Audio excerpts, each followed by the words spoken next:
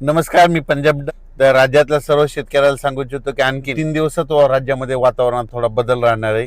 बदलीचं वातावरण राहणार आहे आणि तुरळक भागात दुपारनंतर 4च्या नंतर पावसाच्या परिस्थिती निर्माण होणार आहे. सगळीकडे पडणार नाही. हे अवकाळी पाऊस आहे, मान्सूनपूर्व पाऊस आहे, म्हणून हे विखुरलेल्या स्वरूपात आहे, म्हणून हा अंदाज सर्व शेतकऱ्यांना लक्षात यायचा.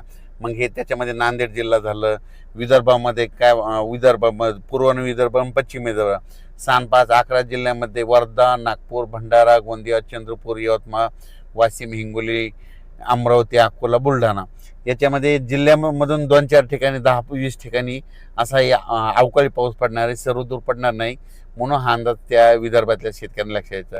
त्याच्यानंतर मराठवाड्यामध्ये नांदेड जिल्हा झालं, लातूर जिल्हा झालं, बीड जिल्हा झालं, परभणी जिल्हा झालं, जालना जिल्हा झालं, संभाजीनगर झालं, धाराशिव या भागात देखील जिल्ह्यात क्वचितमध्ये 10-15 ठिकाणी हे अवकाळी या 2 दिवसामध्ये पाऊस पडणार आहे, म्हणून हे लक्षात यायचं.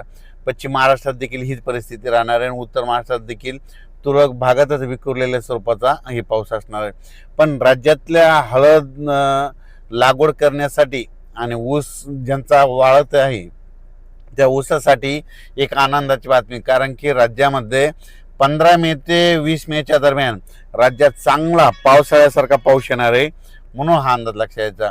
म्हणजे पाऊस कसा पडणार आहे, एक कमी दाबाचा पट्टा आहे, त्याचं चक्रीवादळात रूपांतर होईल आणि ते चक्रीवादळ काय होईल, कर्नाटक आणि महाराष्ट्राच्या दोन्ही मधातून जाईल. त्याच्यामुळे काय होईल, महाराष्ट्रामध्ये खूप पावसाळ्यासारखा काही ठिकाणी पाणी साचल, काही ठिकाणी वड्याला देखील पाणी येईल, असा पाऊस काय होणार आहे जवळपास 14 मे ते 21 मेच्या दरम्यान येणार आहे, म्हणून हा अंदाज सर्व शेतकऱ्यांनी लक्षात घ्यायचा. मग सांगायचं झालं तर नाही, हे पाऊस पूर्व विदर्भ, पश्चिम विदर्भ आणि त्या नेमकं पूर्व आणि पश्चिम विदर्भामध्ये शेतकऱ्याचे हळदी शिजवायले, तर त्यांना सुद्धा सांगू इच्छितो की तुम्ही काय करा, जवळपास 14 मे पर्यंत तुम्ही तुमच्या हळदी काढून झाकून ठेवा, कारण की 15 ते 20च्या दरम्यान चांगला पावसाळ्यासारखा पाऊस विदर्भात पडणार आहे, म्हणून हे लक्षात यायचं. मराठवाड्यामध्ये देखील नांदेड जिल्हा, परभणी जिल्हा, हिंगोली जिल्हा, जालना जिल्हा, संभाजीनगर, बीड, धाराशिव ह्या भागात देखील चांगला पावसाळ्यासारखा पाऊस पडणार आहे आणि ऊस शेतकऱ्यासाठी हे जीवदान ठरणार आहे, म्हणून हा अंदाज त्या ऊस शेतकऱ्यांनी लक्षात यायचा. पश्चिम महाराष्ट्रात देखील हे पाऊस खूप पडणार आहे. सातारा, सांगली, सोलापूर, कोल्हापूर, पुणे जिल्ह्याला देखील दिलासा भेटणार आहे. मुंबईला देखील पाऊस पडणार आहे. उत्तर महाराष्ट्राकडे देखील नाशिक जिल्हा, धुळे जिल्हा, नंदुरबार जिल्हा त्या भागात देखील खूप पाऊस पडणार आहे, म्हणून हे अंदाज लक्षात यायचा. म्हणजे सांगायचं झालं तर 14 मे पासूनच काही भागामध्ये थोडी बदल व्हायला सुरुवात होईल. मात्र 17 ते 22चा पाऊस राज्यामध्ये ठिकठिकाणी काही ठिकाणी मुसळधार बी पडेल, काही ठिकाणी रिमझिम पडेल, कुठं सोडून देईल, काही भागात जास्त होईल, त्याच्यामध्ये गारपीट देखील होईल, म्हणून हे अंदाज देखील सर्व शेतकऱ्यांनी लक्षात यायचा. झालं तर कर्नाटक झालं, तेलंगणा झालं, महाराष्ट्रामध्ये जवळपास 14 मे पासून ते 22 मेच्या दरम्यान मान्सून पूर्व पाऊस चांगला पडणार आहे. आणि आजच्यानं तुम्हाला सांगू इच्छितो, पाऊस कंप्लीट 30 दिवस राहिलेला आहे, म्हणून शेतकऱ्यांनी शेतीचे कामे करून घ्या.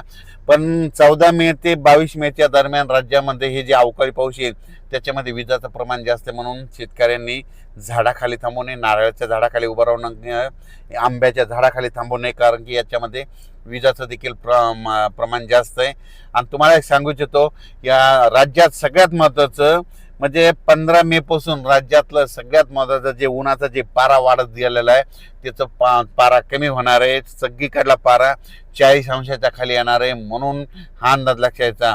आणि पारा खाली आल्याच्या नंतर राज्यामध्ये ढगाळ परिस्थिती राहील, काही ठिकाणी पाऊस देखील आहे. मुंबईकरांना देखील उकाड्यापासून दिलासा भेटणार आहे, पुणेकरांना देखील उकाड्यापासून दिलासा भेटणार आहे, संभाजीनगरकरांना देखील उकाड्यापासून दिलासा भेटणार आहे.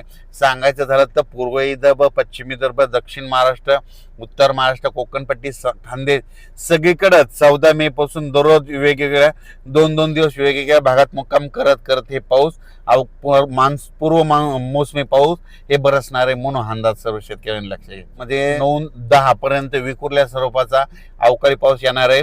आणि 14 मे ते 22 मेच्या दरम्यान मात्र खूप राज्यात मान्सून पूर्व एक कमी दाबाचा पट्टा जात असल्यामुळे त्याचे चक्रीवादळात रूपांतर होऊन त्या ठिकाणी महाराष्ट्रात चांगला पाऊस पडेल, म्हणून हे अंदाज लक्षात घ्यायचा. धन्यवाद.